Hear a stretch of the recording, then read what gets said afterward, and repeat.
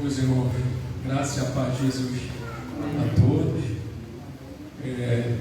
Primeiro, é uma satisfação muito grande estar aqui de volta. O pastor Marcelo, como o Montril já avisou, tirou uns dias de férias, está descansando, merece, né?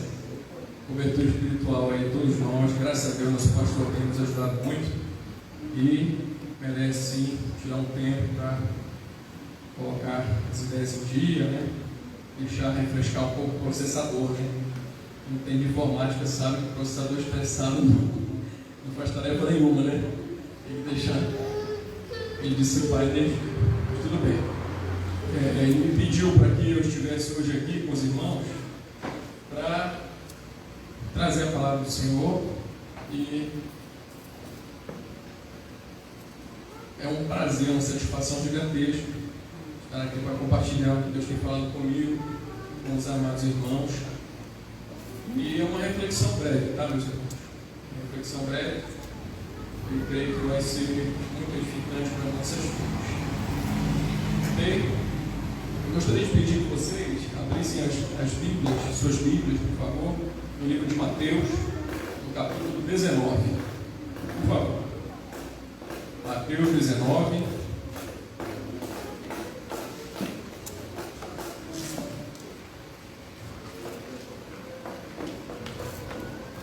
E nós vamos ler o versículo 16 até o versículo 22. Mateus 19,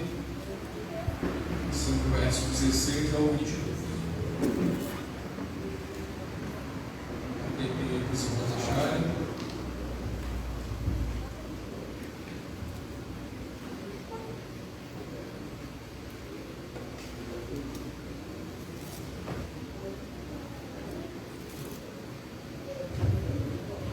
Mateus, capítulo 19, verso 16 ao 22.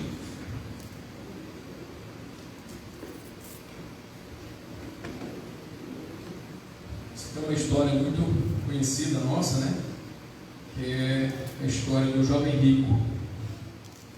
O Senhor falou muito comigo essa semana sobre essa história. Antes de nós começarmos a fazer a leitura, deixa eu contar para vocês algo interessante que eu lembro a respeito, né, sobre essa história e lendo algumas publicações, e aí eu achei muito interessante para eu compartilhar com os irmãos também. Jesus, ele era um homem, com todo respeito na reverência que temos, né, mas ele foi um homem que gostava de ensinar por meio de parábolas. Parábolas por quê? Quando você usa uma linguagem de parábola, obviamente você está querendo trazer aquele contexto todo para uma forma mais didática, que as pessoas possam absorver melhor, até conteúdos complexos, assuntos complexos. Você joga uma parábola, uma situação às vezes cotidiana, natural, que as pessoas conseguem compreender, absorver melhor, tentar até fazer um raciocínio a respeito daquele fato, daquela situação, do ensinamento. Jesus gostava de fazer isso. É porque as coisas de Deus, diante daquele cenário que ele vivia, no exercício do seu ministério, as coisas de Deus praticamente eram um código para aquele campo de pessoas que tinham os seus fundamentos, seu coração na lei, mas o que era realmente a vontade de Deus para a vida deles era muito difícil de entender para eles. Então, para eles era muito difícil de entender questões como amar ao próximo, doar pelo próximo, esquecer um pouco de si, viver em função pura e exclusivamente de Deus.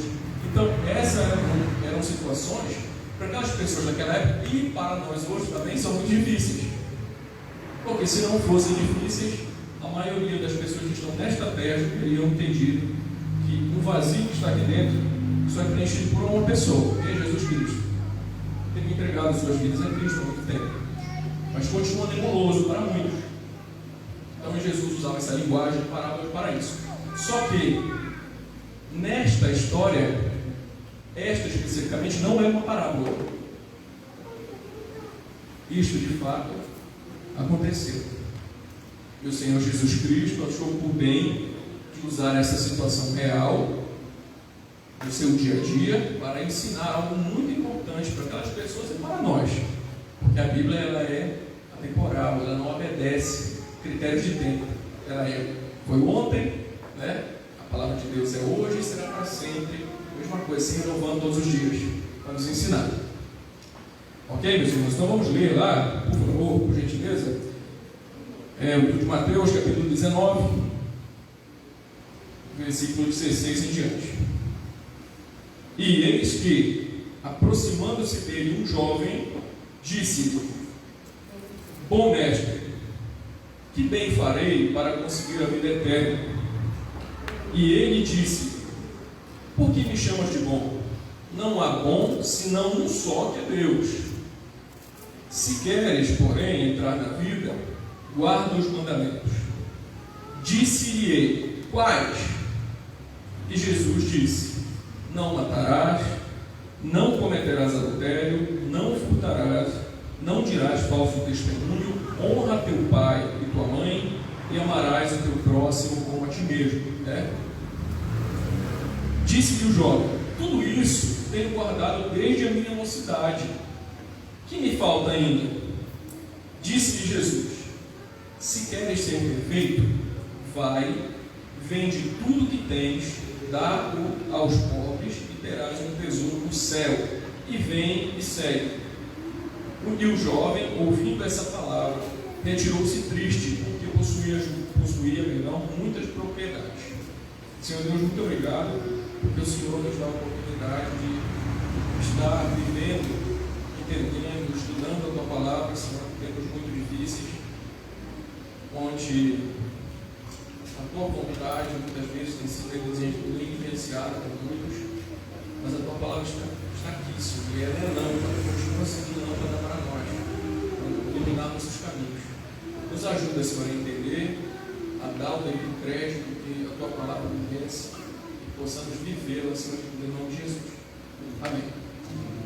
Bom, pessoal, essa reflexão que eu gostaria de trazer para os irmãos hoje, ela é sobre a história que vamos ler, a história do jovem rico. E eu gostaria de começar a minha fala fazendo uma pergunta para você, na verdade para você e para mim, né? Você se considera rico?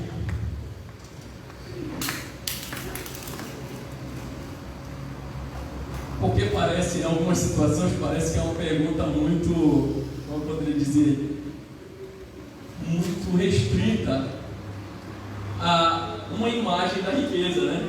Que é a financeira, né? Você é rico? Não. Eu sou humilde? Não, eu sou pobre, né? Geralmente a resposta que a gente dá, né? Mas, gente, o termo rico, ele tem vários significados, se nós formos parar para analisar. Eu vou falar alguns para vocês aqui que eu olhei no dicionário. E olha, um adjetivo substantivo masculino, que é aquele que possui muitos bens, muito dinheiro e ou muitas coisas de valor, que contém qualquer coisa em abundância, que denota raridade, coisa concreta, abstrata, precioso, valioso, de grande capacidade produtiva. Tem vários adjetivos aqui que o termo rico pode representar. E aí eu te fiz essa pergunta porque para muitos de nós, se nós formos olhar a fundo, com certeza você achará um motivo para dizer que não. Então, para não fugir da situação, eu vou começar por mim mesmo. Eu me considero rico, sim. Sabe por quê? Porque independente da situação financeira, tem algo na minha vida que eu não trocaria por nada e que eu sou capaz de fazer como Samar. Lembra daquela outra palavra que eu trouxe aqui? Samar, de ficar no meio do terreno e falar assim: vocês não vão levar isso aqui não, isso aqui é meu. Essa situação, para mim, é inegociável no momento, é a minha família. Então eu me considero rico, sim. Para mim é algo mais valioso do que qualquer cifra financeira. E eu tenho certeza que para muitas outras pessoas também existem situações em suas vidas que as fazem ricos no seu raciocínio, né? No seu discernimento. Talvez para alguns seja uma questão de carreira, o faça se sentir tão satisfeito, né? Tão completo, que seja negociável. Para outros seja sua beleza, né? Para outros a sabedoria, a inteligência, né? Eu já ouvi muito isso. Você fala assim, ô, fulano é rico. Aí o cara fala assim, rapaz, só se for de... Tem gente que fala até feiura, fala, né? Para ser humilde, né? Lá no final, humilde. Mas não é por aí. Mas tem inúmeras situações em nossas vidas que podemos sim dizer que somos ricos. E existe algum problema em ser rico? Para você? Olha, eu posso adiantar para você que para mim não tem problema nenhum. Até porque nós vivemos a palavra, não vivemos? Não é esse nosso interesse? E a palavra ela não fala nada a respeito de termos a provisão de Deus, ter as bênçãos de Deus em nossas vidas. Só que tem uma coisa que a palavra ela adverte sobre a riqueza. E às vezes passa despercebido no nosso meio, que é o amor que nós podemos construir sobre a riqueza, sobre essa provisão, sobre o ser bem sucedido, a boa sucessão.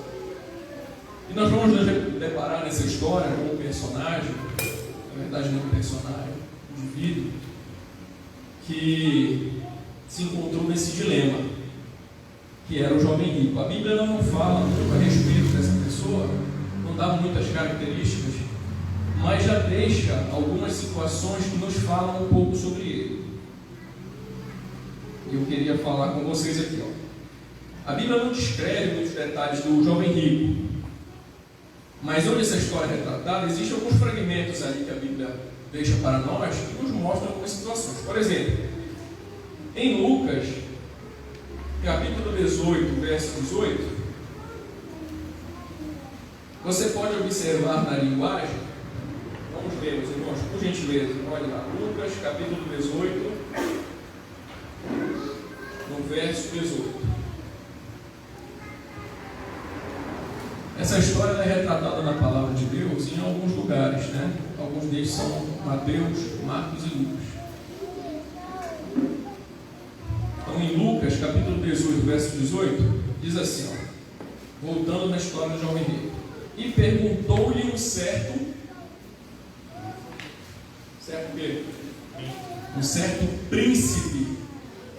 Veja, lá em Mateus, como é que foi retratado esse rapaz? Um mancebo, um jovem, né? Já em Lucas, diz o seguinte: perguntou um certo príncipe. Gente, na tradição judaica, alguém que era conhecido como príncipe obedecia a uma hierarquia social. Existiam sim existiam essas camadas na tradição judaica, na época de Cristo. E um príncipe, ele estava sentado em uma situação social muito confortável, muito respeitosa. Então as pessoas, quando essa pessoa chegava em um local, existia uma reverência em relação a essa pessoa, por conta da posição que ela ocupava, o status, né, em cima dessa pessoa. E este jovem, então nós já conseguimos entender esse primeiro fragmento aí. Então esse jovem ele tinha uma posição privilegiada em relação à sociedade. Ele era bem visto, talvez de uma família nobre, talvez uma pessoa que tinha o respeito da sociedade que o norteava. Talvez ele fosse realmente uma pessoa, um exemplo de indivíduo, de cidadão, daquela época, daquela situação. Já vimos aqui esse pequeno fragmento da vida do jovem rico. É óbvio que financeiramente ele também era uma pessoa privilegiada, senão a história não seria retratada com um título como esse, jovem rico. Mas independente da situação financeira confortável que essa pessoa tinha, existia algo dentro dele, talvez um vazio, uma laguna, que não o deixava ficar satisfeito com tudo que ele havia construído, havia trazido para si em relação ao seu patrimônio, né? Existia alguma coisa ali que lhe faltava E como muitos naquela época, como aconteceu com muitos naquela época, ao saber do ministério de Cristo, as pessoas que sentiam a necessidade de algo, e muitas que tinham buscado há muito tempo pela resolução dos seus problemas, quando ouviam falar do ministério de Jesus, elas falavam assim: eu preciso ver essa pessoa, porque se eu não conseguir resolver o meu problema, eu não conseguir entender o que está acontecendo comigo até hoje, não vai ter resposta. Ninguém nunca fez o que ele está fazendo, então eu botei ele. E não foi diferente. Veja bem, uma pessoa que tinha um status social muito bem posicionado, né? Jesus já não era bem quisto pela maioria dos religiosos da época, né? Por conta de pregar algo confrontante ali com as doutrinas que eles tinham na época. Mas aquele jovem furou esse bloqueio. Falou assim: não, independente do que as pessoas pensarem, eu vou ter que correr, porque eu preciso saber, eu preciso tirar essa dúvida que está me corroendo. Era uma dúvida legítima, tá? A dúvida que esse jovem tinha era o seguinte: como é que eu posso obter a vida eterna? Só que tinha uma situação aí. Ele tinha esse questionamento, só que aqui dentro, se você for parar para refletir comigo, na cabeça dele, no coração, já tinha resposta. É como se algum de nós chegasse para qualquer outro irmão e falasse assim: olha, meu irmão, você acha que eu sou bom, mas aqui no coração, certeza que não vai falar. Sabe que você é um cara legal, né? Uma pessoa bacana, humilde demais, fala com todo mundo, né? Dou carona no final do culto, pessoal parceiro mesmo. Mas enfim, ele já tinha consigo uma convicção. E eu queria abordar com vocês 3 pontos que eu achei interessantes nessa história. E o primeiro deles é justamente esse. E eu intitulei dessa maneira: os perigos de buscar a justificação por nossas mãos. Por que os perigos?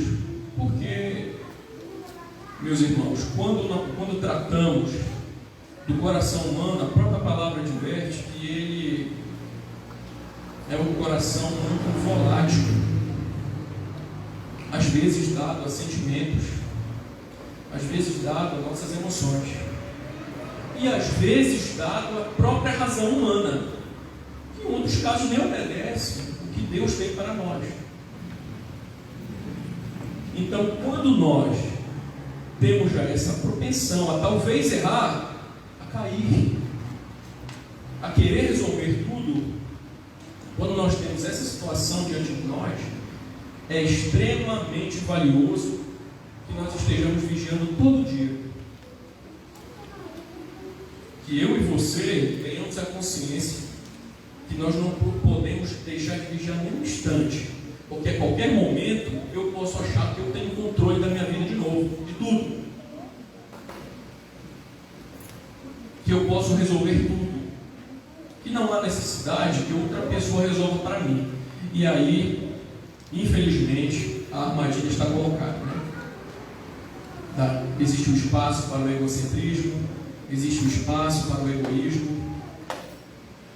Nosso coração, infelizmente, tem essas pequenas falhas, mas existe uma pessoa, e você sabe disso, e eu sei, existe uma pessoa que está disposta a tratar essas falhas. Ela sim tem toda a capacidade, todo o poder para poder te ajudar nessa caminhada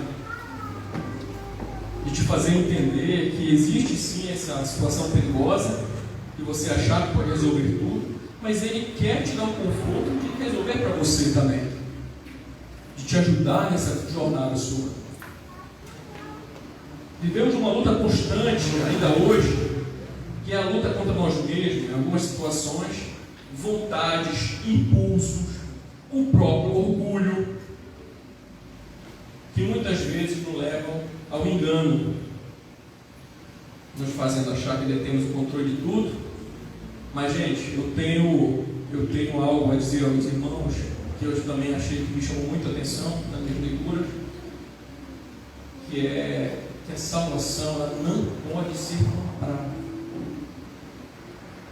Não pode. A salvação por nós não pode. Você e nem eu não temos capacidade. Nós podemos fazer inúmeras tarefas. O nosso grau de mérito, de merecimento será zero diante da salvação do Senhor Jesus Cristo, porque Ele nos dá a salvação. É mediante a fé, na fé do Senhor Jesus Cristo, que ganhamos, somos salvos. Se cremos realmente, somos salvos. Mas existe sim esse sinal amarelo para nós. Nós devemos sempre entender que, dependente do que fazemos, das boas ações, do quanto temos, do quanto conseguimos, do quanto construímos, isso não impacta diretamente nossa salvação, de forma alguma. Tanto que esse personagem aqui, o jovem rico, se deparou com esta situação. Quando ele chega até Jesus Cristo, olha meu parceiro aí, já quer me ajudar aqui na pregação. Quando ele chega até Jesus e faz aquele questionamento: Senhor, o que eu posso fazer para obter a vida eterna? Lembra que eu falei para você antes que ele já tinha uma resposta consigo? Ele já tinha convicção. Ele só queria tirar uma dúvida. Ele só queria que com certeza Jesus batesse em suas costas e falasse assim: ah, você, jamais, você já está encaminhado. Porque você obedece à lei. Veja, vou voltar com os irmãos aqui, ó. Ele perguntou: sabes os mandamentos? Não adulterarás, não matarás, não furtarás, não dirás falso testemunho, honra teu pai e tua mãe. Honra teu pai e tua mãe. Isso aqui em Lucas, lá dá mais detalhes em Mateus. Mas enfim, Jesus citou para ele os mandamentos e ele, sem titubear, falou assim: eu já faço isso, Senhor, desde a minha mocidade. Vocês têm ideia, gente, de falar com convicção a Jesus isso? Assim, eu já faço tudo isso. Já faço.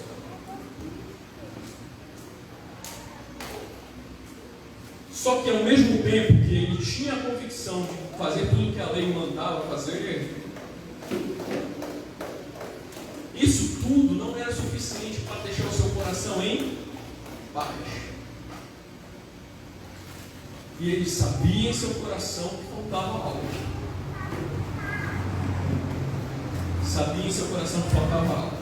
Ele foi lá em um dia, foi lá com Jesus, teve com Jesus, porque sabia que faltava algo a ele. E aí, meus irmãos, eu gostaria de mostrar para vocês o segundo ponto que eu elenquei aqui, que eu intitulei Ele nos ama. E é muito interessante isso, preste atenção, você vai entender. O Senhor Jesus Cristo nos conhece, sabe das nossas dificuldades e quer que nós venhamos a segui-lo, mesmo assim, com todos os nossos defeitos, os nossos problemas, às vezes os nossos dilemas, né? A nossa instabilidade. Veja bem, imagine você fazer um sacrifício para alguém, um sacrifício que ninguém é capaz de fazer. Você faz, em nome de que essa pessoa seja salva, que se entregue a sua vida a você, reconheça você como Salvador, e aí daqui a pouco essa pessoa fala assim: esse final de semana eu acho que eu estou muito bem para servir a Deus. Não estou falando de igreja não, irmãos. Estou falando de servir a Deus verdadeiramente, de coração. Assim, eu vou abrir mão de Deus só para cometer esse erro aqui. Imagine essa situação, mas mesmo com essa situação de instabilidade, com essas falhas, Ele nos ama e quer que nós nos sigamos. Mesmo assim, em Marcos, agora os irmãos, por gentileza, abram comigo em Marcos, capítulo 10. Marcos, capítulo 10. Nós vamos ler o versículo 21 e 22.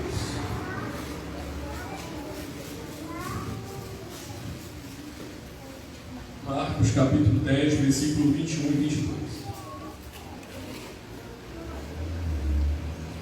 E aí, por favor, meus irmãos, faça essa ligação que nós já lemos em Mateus, já lemos em Lucas, qual é a linguagem que é usada, né? Marcos capítulo 10, versículo 21 diz assim, perdão, versículo 20, vamos ler o versículo 20 e 21. O 20. Ele, porém, respondendo, lhe disse: Mestre, tudo isso guardei desde a minha mocidade. Agora o 21. E Jesus,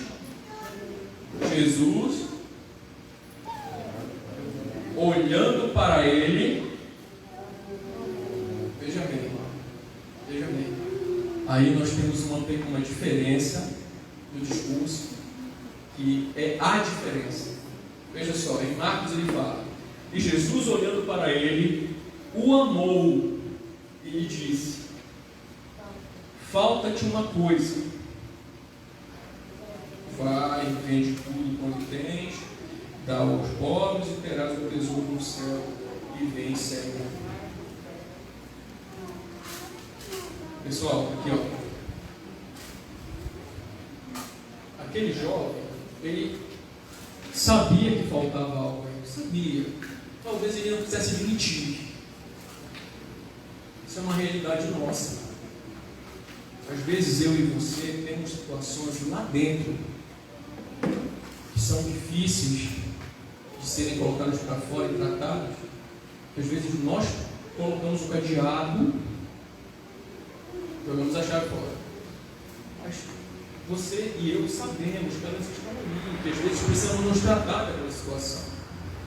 Aquele jovem sabia que faltava algo, ele estava ali por isso. Ele foi ter com Jesus com convicção de fazer tudo certo e cumprir os mandamentos, que era uma pessoa perante a sociedade que dava bom testemunho, que era um influenciador diante da sociedade, porque as pessoas o respeitavam, dos maiores até os menores, mas mesmo assim sentia a necessidade de entender o que ele precisava fazer a mais, um plus, o que ele precisava para conseguir essa vida. Ou seja, ele não tinha a certeza da vida eterna.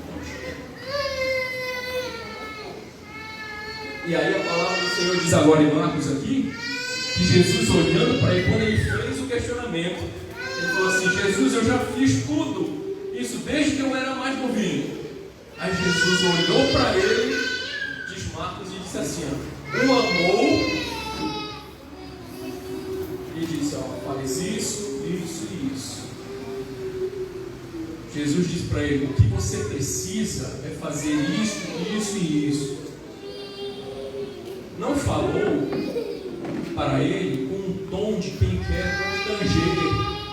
Não falou para ele com um tom de quem não quer salvar.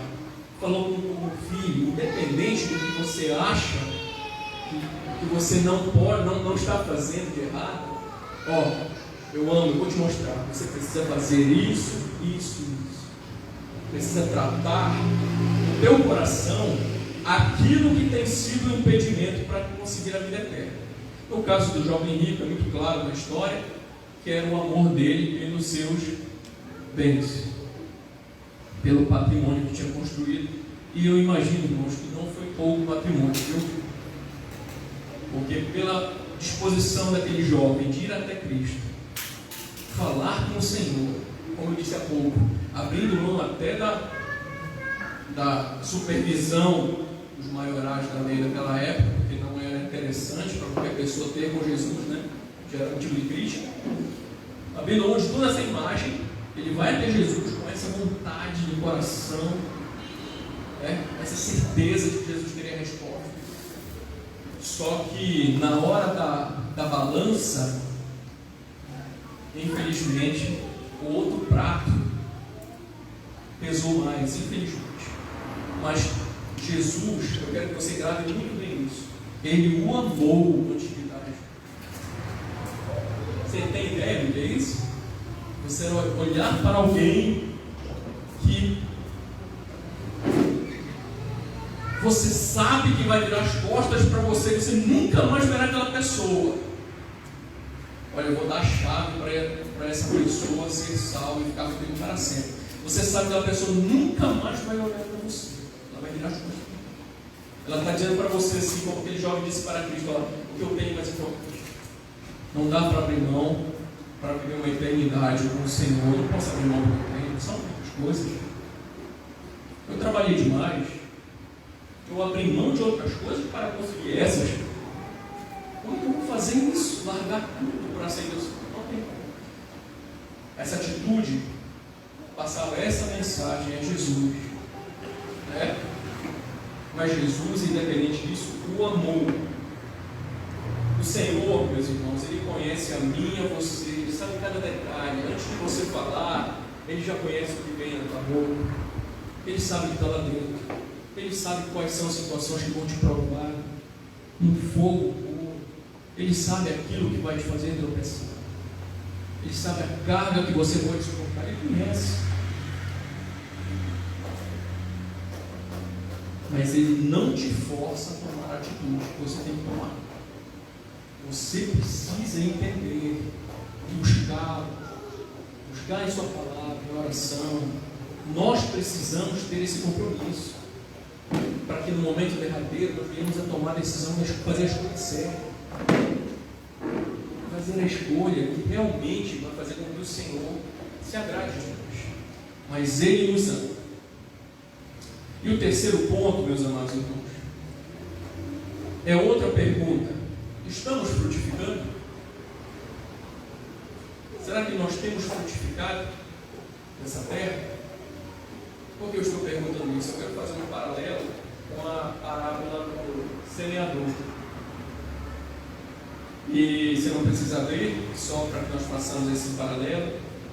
Em Mateus 13:22, diz assim: quanto à semente que caiu no meio dos espinhos, esse é o caso daquele que ouve a palavra, mas a preocupação desta vida e o engano das riquezas sufocam, tornando-a infrutífera. Infelizmente, atualmente, nós temos vivido uma situação caótica nesse mundo. Não tem como não deixar de falar em nenhum momento, em nossas conversas, seja com amigos, seja no trabalho, seja aqui na igreja. Infelizmente, nessa doença que tem assolado tantas regiões desse mundo, tem desfeito os laços familiares, tem criado inúmeros problemas nos lares, né? Muitas consequências em decorrência dessa situação que foi imposta a nós. Muitas frustrações. Tudo isso pode acontecer para tirar o foco.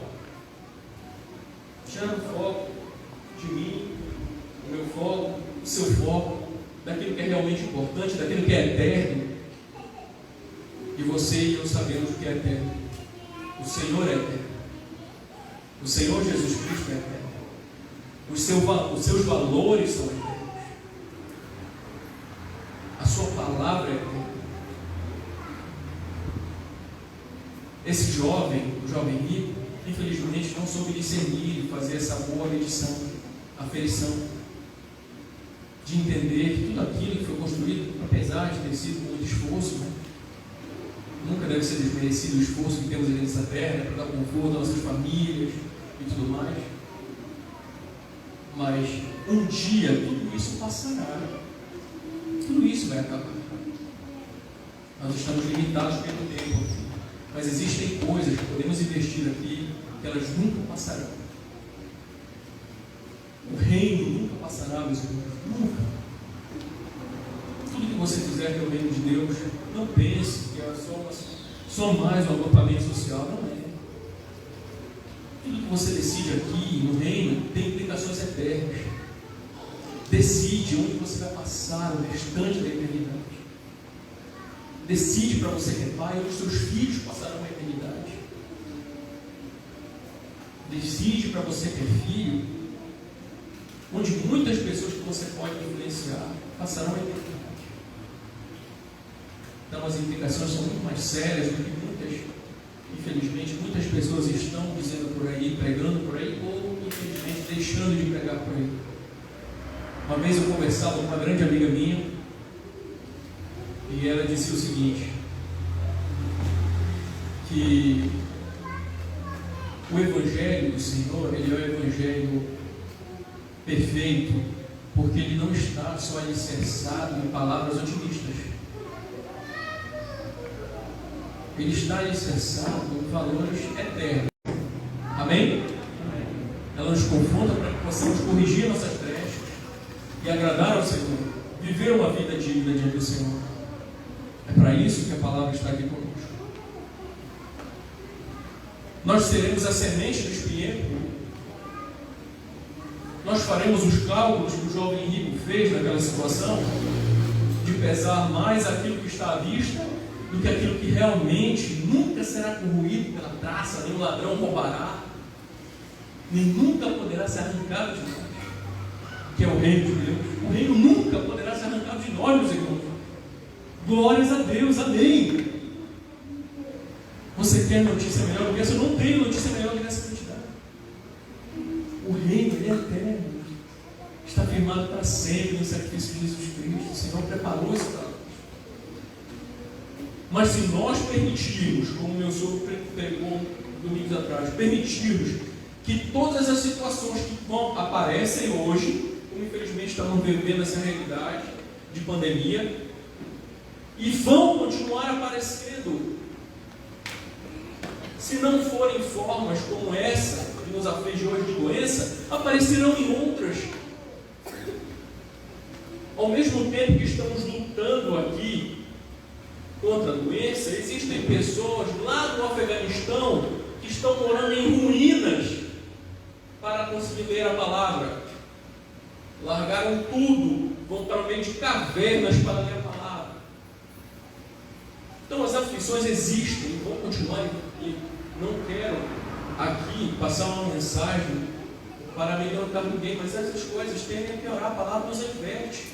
É hora de nós, como igreja, despertarmos, orarmos, buscarmos a palavra. Aquele que não conhece a palavra, dê uma oportunidade ao Senhor para transformar a sua vida. Nós precisamos muito despertar. Agora é a hora. As coisas tendem a piorar aqui nesta terra, que um dia vai acabar. Mas existe uma terra que não vai acabar jamais. Essa terra está preparada para aqueles que amam a Deus e creem no seu Filho, creem no sacrifício de Jesus Cristo. Um dia nós vamos passar no Jordão. Amém, meus irmãos?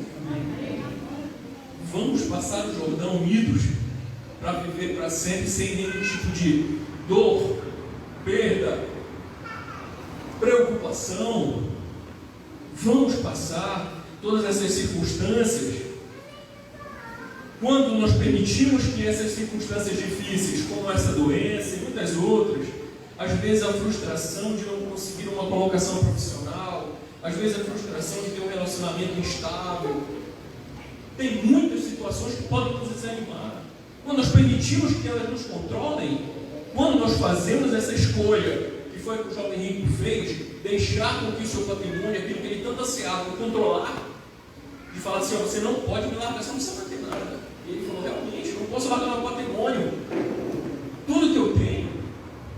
Quando nós deixamos essas situações nos controlarem, nós fazemos a mesma coisa que jogaram uma semente, que a palavra de Deus não espinho. Nós sufocamos a palavra. Sabe a tua Bíblia? Aquela que traz a mensagem de esperança, da glória de Deus, da transformação do Evangelho. Aquela palavra que tem o poder de te fazer resistir ao diabo, fazê-lo fugir. Aquela palavra que também adverte que se você tiver fé, uma montanha vai mover de um lado para o outro, você vai fazer um monte se levantar, você vai curar uma pessoa que está enferma. Essa palavra, ela não tem solo fértil, se você permite que as preocupações desse século, deste mundo, te sufoquem. Você e eu estou aqui falando com vocês, mas estou falando em tom de conversa. Tom de conversa, porque nós precisamos entender e nós não precisamos deixar isso aqui como se fosse mais um domingo rotineiro. Nós precisamos despertar. Precisamos aplicar, investir no reino, lutar com nossas dificuldades, seja na saúde, seja na questão financeira, seja na família. Nós precisamos lutar. E para concluir, meus amados irmãos, eu deixo aqui uma mensagem com vocês. Gostaria de chamar o meu sogro, o pastor Vanderlei, aqui para orarmos aqui. E eu queria deixar essa mensagem para os irmãos. agradecer a atenção dos irmãos. Ele nos chama para segui-lo, nos manda deixar para trás tudo que tire sua prioridade em nossas vidas. É o que ele fez com aquele jovem. Não se engane. Isso está na palavra do Senhor, porque é para nós, meus irmãos. Uma advertência. Ele nos chama para segui-lo, nos manda deixar para trás tudo que tire uma prioridade em nossas vidas, para que possamos depositar nele toda a confiança, pois ele nos disse que é a própria vida. Você quer vida? Não tem outro lugar para procurar melhor que no Senhor. Que tomemos a decisão certa, que é a de seguir. Seguir a Cristo. É a decisão certa. Amém, meus irmãos? Deus abençoe a todos em nome de Jesus.